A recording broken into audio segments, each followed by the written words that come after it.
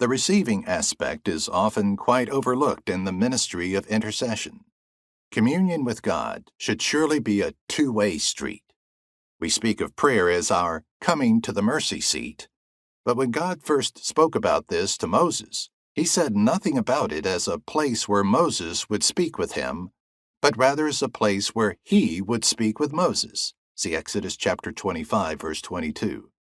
In other words, the mercy seat was to be first a place of revelation, and then a place of intercession.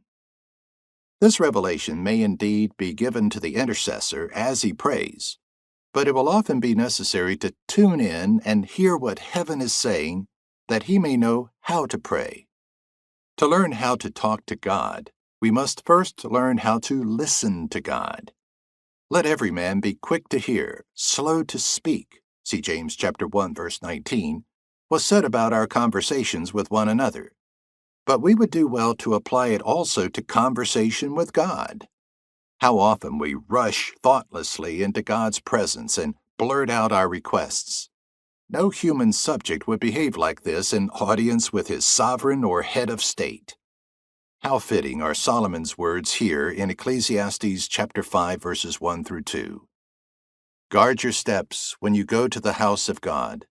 To draw near to listen is better than to offer the sacrifice of fools, for they do not know that they are doing evil. Be not rash with your mouth, nor let your heart be hasty to utter a word before God. For God is in heaven, and you upon earth. Therefore let your words be few. Many believers today, when they read, "The word of the Lord came to Elijah," or "The Lord said to Samuel," assume that this was some audible voice, and that God does not speak to men nowadays, since he has spoken once for all in his Son and in his written word. Although God did occasionally speak to men in an audible voice, I am sure that in most cases it was the inner voice that God used. It is certain that he still most often uses this means, though one has heard of rare cases of an audible voice being heard today. It is essential that we seek God's face and train ourselves to listen. In my early days as a soldier in the Armored Corps, we were trained in wireless telegraphy. We were sent out in Army trucks over Salisbury Plain, each having its own transmitter, and we had to maintain a radio link with the control station at base. From time to time, Control would send out a tuning call, and we had to check our receiver. If the receiver was tuned in, then the transmitter was automatically tuned in.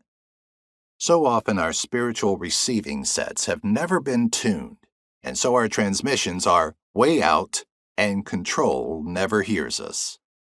This tuning into heaven involves the lost art of waiting on God.